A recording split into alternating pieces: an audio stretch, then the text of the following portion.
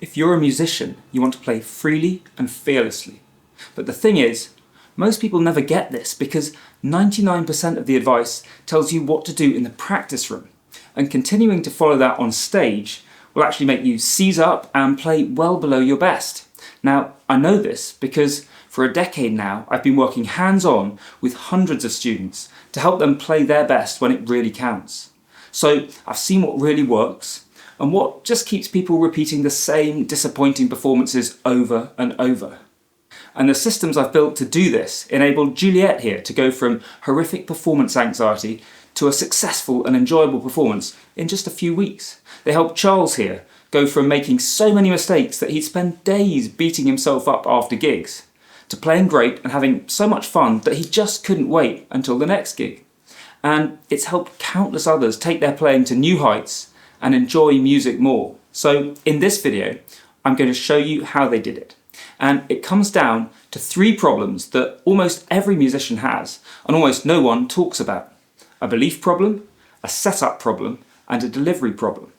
Now, the belief problem creates an invisible ceiling. Internalized, unhelpful beliefs stop you from reaching your true potential and open you up to get derailed by nerves and self-doubt. The setup problem is starting from a position of weakness. Most musicians jump straight into playing without setting themselves up for success first, and this leads to wildly inconsistent and downright disappointing performances. The delivery problem is playing not to make mistakes. Most musicians put more focus on not falling apart than on actually playing something beautiful. And that defensive mindset is exactly what means that your performances never reach the levels that you're capable of in practice. So, the invisible ceiling, starting off on the wrong foot and playing not to lose. Those are the things that we're going to fix. On the belief side, our job is simple. We want to install a set of beliefs that are both unquestionably true and helpful. And we know we've done this right when you have rock solid confidence that doesn't fluctuate from day to day or mood to mood. On the setup side, we'll give you a system that automatically gets you into the right state immediately before a performance. And we'll know we've hit this when you consistently play your best from the very first note. On the delivery side, I'll show you how to have the courage to go for it without holding back. And we'll know we've got there when you're playing freely and fearlessly and with fewer mistakes than ever before. So that's the diagnosis. What I want to do right now is walk you through the how-to, show you some of the tools and exercises that I use with my students to help make these things happen. But the key thing you need to understand before we dive in is that the normal practice you're probably doing at the moment can never fix this, because these problems come from what's going on in your mind. So no matter how much physical practice you do, the mind is going to keep jumping in at one of these 3 stages and mess you up.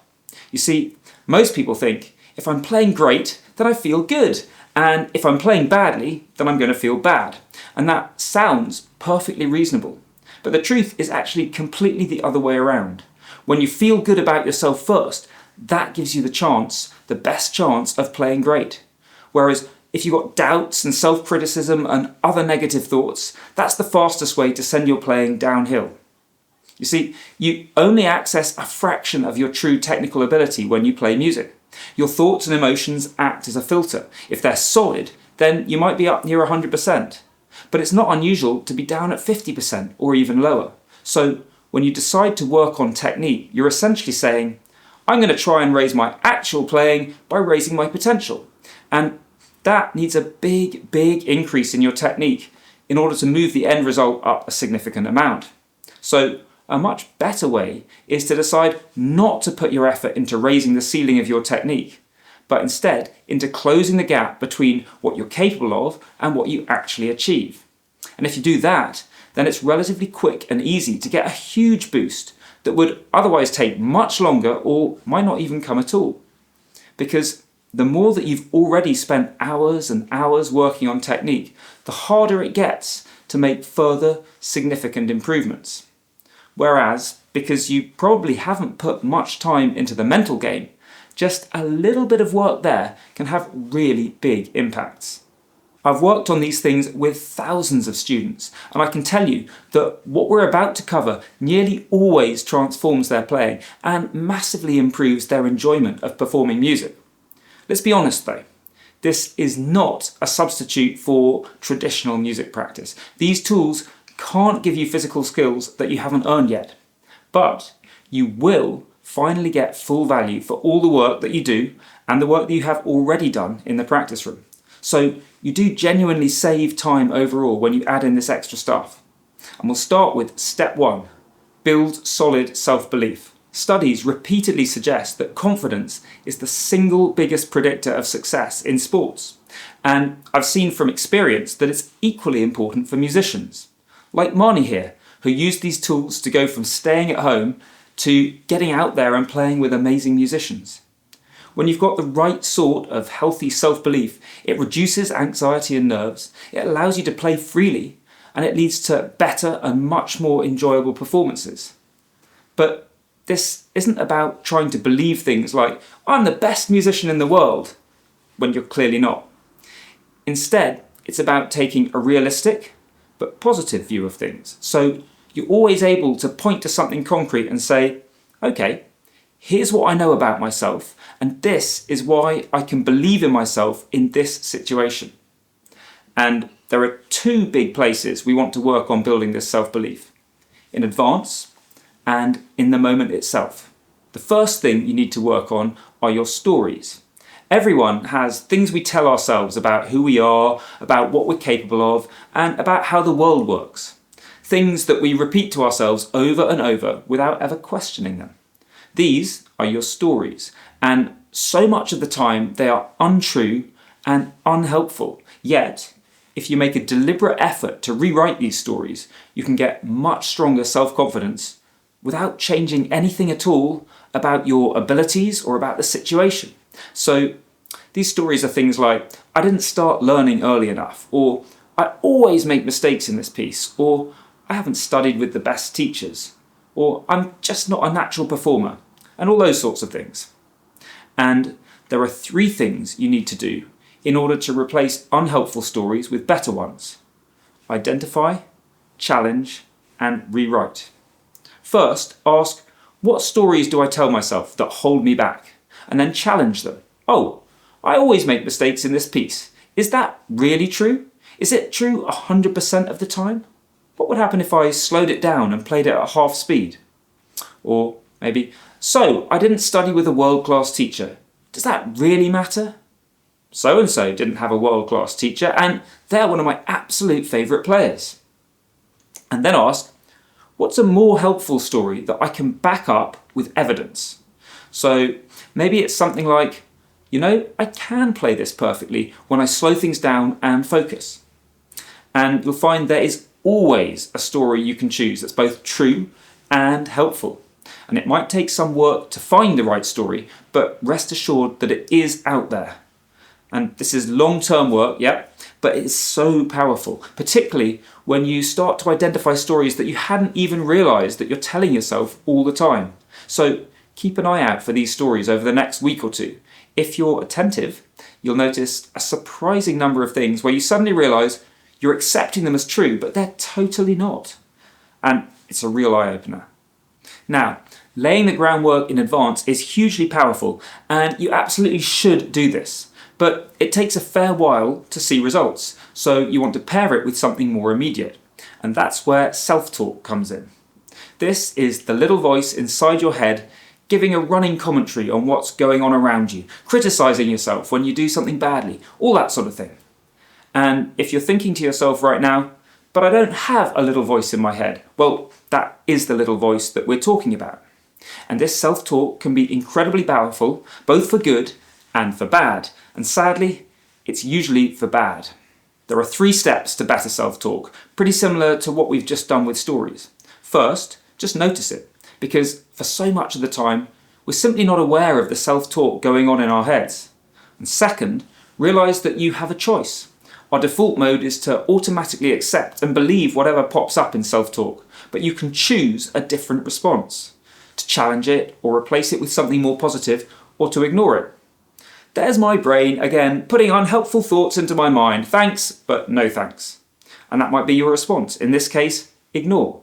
And the key thing is, although you actually use self-talk in the heat of the moment, you've got to prepare for it in advance. It's no good to come to the critical point and have to try and work out, oh, I wonder what I should use to replace that bit of negative self-talk.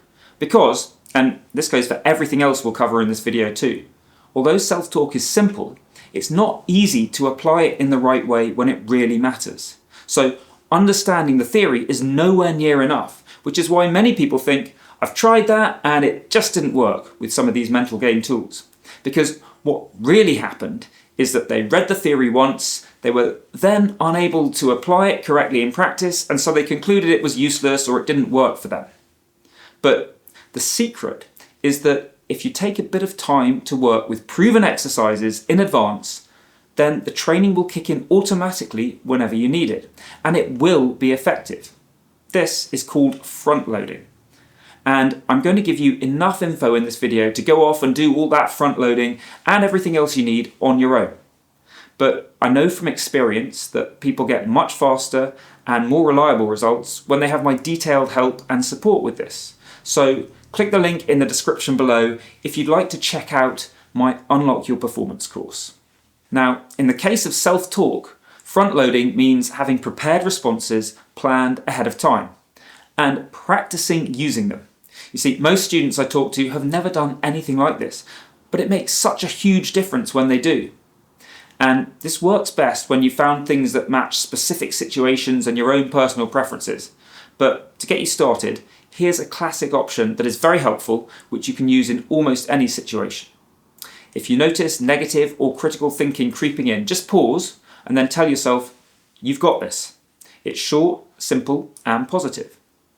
And self-talk like this, it seems like such a small thing. It is such a small thing, but it makes a surprisingly large difference. So you're really missing out if you're not using it to improve your music. And once we've got that self-belief in place, it's time for step 2, get off to the perfect start. Most musicians I talk to say they usually start a gig tentatively, but it is possible to come charging out the gate with a bang, hitting your very best and most confident playing right from the start. Because there's something called the flow state, an actual physiological state where you're more capable of using all your skills. And when you're in that state, you play your best, often way above the level that you would normally reach. In the flow state, you feel physically relaxed, totally in the moment. Playing feels effortless and enjoyable. Self-doubt falls away and you feel in control. Can you see how much better your playing is going to be if you hit all those things, rather than being stressed, scattered, physically tense, rushing, doubting yourself, and all that stuff? So the single biggest thing you can do on the day to raise your performance is to give yourself the best possible chance of being in that flow state. And to do this before you start to play, so you're on it right from the start. But be honest with yourself. Do you do this deliberately? Do you do it every time? Most musicians I come across don't. Instead, they either just start playing, cross their fingers and hope for the best, or even worse, they try really hard to play their best, and it turns out that trying hard actually makes you less likely to get into flow. In both cases, anyway, they usually don't even take a second to pause and collect their thoughts beforehand, let alone having a tried and tested and rehearsed routine. So, sorry to be blunt, but I think this is a stupid error. The minute or so immediately before you start to play is possibly the single biggest lever that can send your results way up or way down. So you're crazy if you don't take advantage of it. Now, I'd love to tell you that I've got a guaranteed method that will get you into the flow state every single time, but no such method exists. And I'm afraid actually that the same general principle holds for all the tools I'm sharing with you today. They're extremely effective. They stack the odds massively in your favour and give you a much, much better chance of getting the result you want, but they're not a magic bullet. They don't guarantee the perfect outcome every time, and nothing can do that.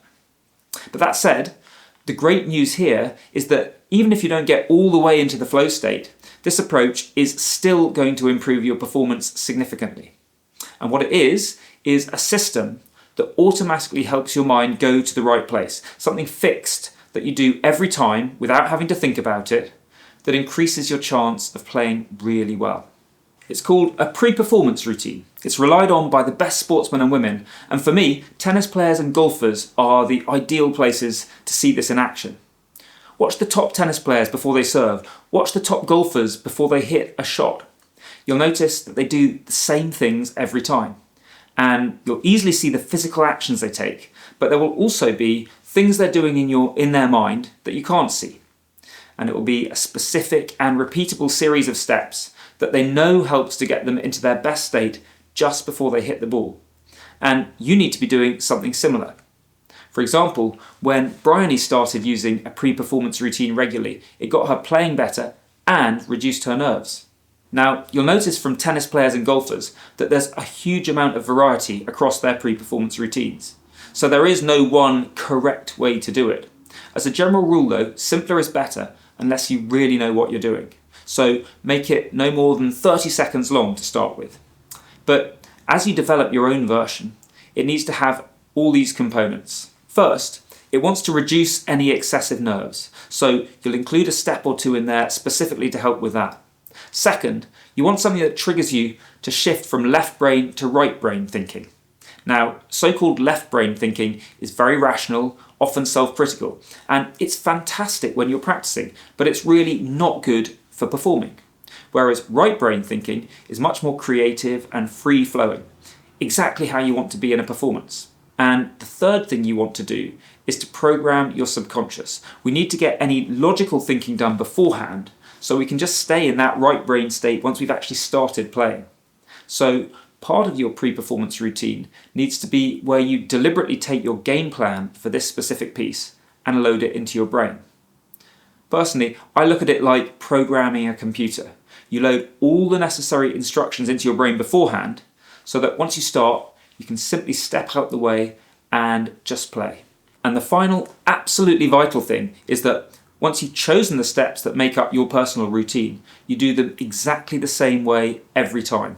So we need to do this front loading again to make sure this happens. You must practice your pre-performance routine ahead of time. And it will feel unnecessary, it will feel like you know it all already, but like everything else in music, it gets much better and stronger as you practice it. So you really do need to work on doing this. And next up is step 3, play freely and fearlessly. Getting into the ideal state of mind before you start to play is a huge step forwards. But then you need to actually play music from that state. And this sounds straightforward, but 2 major problems stop most people from doing this. First, our desire to play well causes us to tighten up, so we actually play worse as a result. Or we're fine until we make a mistake, and then that throws us off course. Let's look at how to fix each one. The paradox is that in order to play really well, you have to let go of control. Sounds completely crazy, right? But consider this. Imagine I put a nice, thick wooden plank on the ground and ask you to walk along it. That's easy. You just walk, no attempt to control how you walk at all, and most people get to the end with no trouble whatsoever. But imagine I put the exact same plank 100 meters up in the air, and just picturing that might be enough to make you feel a little uncomfortable. And so now, what happens is most people focus on not falling rather than just walking. They start to worry about every tiny detail of how they walk, and they stop trusting their body's ability to do what it's been doing just fine for years and years.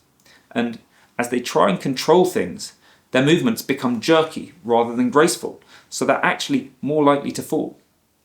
The physical task is exactly the same both times. You're just walking along a plank. But when you were on the floor, there were no consequences, while at 100 meters up in the air, the consequences couldn't be more serious. And it's exactly the same thing in music. When you're focused on the consequences and trying to control everything, your movements go from graceful to jerky. And imagine the impact that that has on your playing. You're much more likely to make mistakes. And even if you do manage to hit the right notes, jerky movements are going to kill your tone, your rhythm, your dynamics, and all the things that make the music really sing. So you need to trust that your body knows what to do rather than try and micromanage every little movement. It's letting go of control in the right way like this that gives you access to your full potential. And it takes both courage and practice, because you almost certainly will make a whole bunch of mistakes at first as you get used to this. It's a really strange way to play for most people, but if you stick with it, ultimately you'll get to a point where you play much better and express yourself more. And then you need to learn to handle mistakes well, because even if you manage to start letting go of control, it's human nature to get spooked by the first mistake and jump right back in there and start over-controlling things again. And the fact of the matter is that mistakes are going to happen. Humans are imperfect creatures, so hoping to get to some point where mistakes can never happen again is simply impossible. So changing your attitude to mistakes is the first step. You've got to stop worrying about mistakes showing up, because it's like being on the plank up in the air again. When you're thinking about not falling, you're more likely to fall. And when you're desperate not to make mistakes, that's when you actually become more likely to make them. The other thing is that the initial mistake is not usually the real problem. Rather, one mistake throws you into overthinking. You start criticizing yourself, or worrying about the tricky section coming up next, or analyzing why you made that mistake. And as your focus shifts away from what you're playing right now, bang! You make another mistake. And that makes your distraction worse, or your self-criticism worse, and you get into a downward spiral. And fixing just this one thing can make a huge difference to how you feel about your music in general, like it did with Caroline here. So this is a really big deal. But when I talk to most students, it turns out they've never worked on handling mistakes. Again, they've decided to just cross their fingers and hope, and frankly, that's not good enough. But how do you practice something like this? Well, my favourite tool is what I call performance practice. So if you think about normal practice, we're looking for mistakes and then we stop and then we correct them. Whereas in performance practice, you're going to practice playing through an entire piece, deliberately carrying on after mistakes and specifically working on finding ways to keep playing and keep the momentum going. And you're going to work on keeping your focus on what you're playing now rather than getting dragged into a downward spiral. Again, this is partly just front-loading, our favourite front-loading. You're practicing the skill over and over in advance so that when it does happen for real, you automatically respond in the right way. But it's even more useful than that, because when you know that you can handle yourself if mistakes pop up, that makes you less worried about mistakes in the first place. And when you're less worried about them, then they're less likely to actually happen. So think about how much of your time you currently spend in practice mode. That's where you're looking for mistakes, problem fixing, doing tiny little excerpts again and again. It's important stuff for sure, but the problem is that if, like most musicians, you spend 90% or more of your time in this mode, then it's not as easy as you'd think to suddenly change your whole approach when the time comes to perform. If you never spend significant amounts of time doing performance practice, then it's really hard to get your brain to switch over into performance mode, because your brain naturally wants to do what it's always used to doing. So, bizarrely enough, if you spend too much of your time practicing, then you're actually damaging your ability to get into performance mode when you really need it. Right, now we've seen the 3 key problems to fix and the tools to fix them. And hopefully it's clear that performing music, whether for a huge audience or just playing a piece for yourself, is a skill. Anyone can learn this skill and massively improve their performances, but you do need to train it deliberately. So there's no getting around the fact that you've got to do some work here. There's no way that I or anyone else can do that work for you. But what I can do, what I've hopefully done here, is to show you how it breaks down and how to tackle it in small separate parts. Because what keeps most people stuck is that they have no idea how to train their performance skills. It just seems like it's just one huge blob and they have no idea where to start. But once you've seen how it breaks down into lots of concrete bits, then it suddenly becomes possible to work on each one individually, and you'll improve much faster than you expect when you tackle things this way.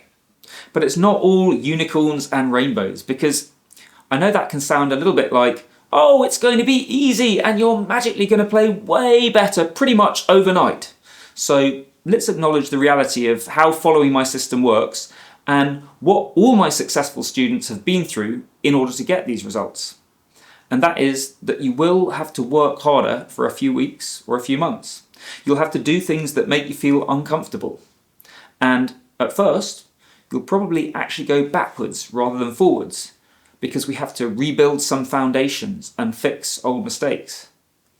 But then things will kick into a completely new gear once those foundations are in place. Your performances will start to go better and feel more fun, and that will boost your motivation and confidence in turn, and things will accelerate even faster. So yes, this will be much slower to start or even send you backwards, but things will be way better if you do the work and push through the initial challenges. So let's see what this looks like in practice. I'm going to explain exactly how I get my Unlock Your Performance students to work on this, because it's an approach that gets amazing results for them in just 6 weeks. And just to be clear here, it's not like this is the only one right way to put it into practice and everything else is wrong. So feel free to mix things up if you like. But I think it makes sense to start with something that's been proven to work over more than 8 years and across thousands of students. Like Jarek here, a really good piano player, but very much an amateur. And he almost chose to skip my 6-week implementation program because he got so nervous about performing and was extremely self-critical. But luckily, he did go ahead, and by the 6th and final week, he was so emboldened by the incredible progress he'd made that he went all out when recording his performance video for that week that I require everyone to make. And he found a music shop in a big shopping mall, sat down at the grand piano right by the front windows, so not just the people inside the shop, but everyone walking by could see him as well. And he simply sat down, took his phone out and recorded himself performing 2 pieces. He had an absolute blast and was even chatting happily to the shop staff about it afterwards. So it takes plenty of work, but it really is possible in just 6 weeks to go from not even being sure you could play for anyone at all to something incredibly ballsy like waltzing into a big music store and just going for it in front of everyone. So what did Jarek work on in those 6 weeks then? Well, first up, you've got to get used to playing with the same feelings of excitement and pressure that will show up when you perform for real. So once a week, I get my students to recreate this by performing a piece they're working on with the following rules. Record yourself. So this alone adds pressure because you naturally want to get a good take. You're only allowed 1 take, and you've got to get through to the end no matter how much goes wrong. And you must share the result with others, even if you're unhappy with how it turned out. Secondly, I get my students to do the front-loading work on the individual tools that we've covered earlier in this video. So in week 1, you'll set up your pre-performance routine and then you'll start to practice it. In week 2, you'll work on your stories and you'll continue to practice your pre-performance routine. In week 3, you go deeper into your self-talk and again, you'll continue to practice that pre-performance routine. In week 4, work on letting go and continue to practice that pre-performance routine. In week 5, you work on recovering mistakes and, you guessed it, continue to practice your pre-performance routine because it really is helpful to keep going through this. And in week 6, you can go back and do more on whichever week's work you feel is most important for you to do more on. And once again, keep on with that pre-performance routine. Now, as I mentioned before, you can take everything we've covered in this video and go and apply it all by yourself. And that is absolutely great if you're up for it. But I honestly think that a much quicker and more reliable way to do this is to join my Unlock Your Performance course. It gives you all the details for all the tools we've covered today, and more besides. It gives you the full 6-week schedule for exactly how to practice each part. It points out the most common mistakes people make when they work on these things. And it has answers to the most common questions that students have asked me over the years. So I highly recommend that you consider getting my help if performing music is at all important to you. And click the link in the description below to learn more about Unlock Your Performance and see how all that works. But at the end of the day, the main thing I want is for you to see just how important these things are and to commit to giving them the time and attention that they deserve. So really, whether you join my course or not isn't all that important to me. What is important is that you actually go and put this stuff into practice.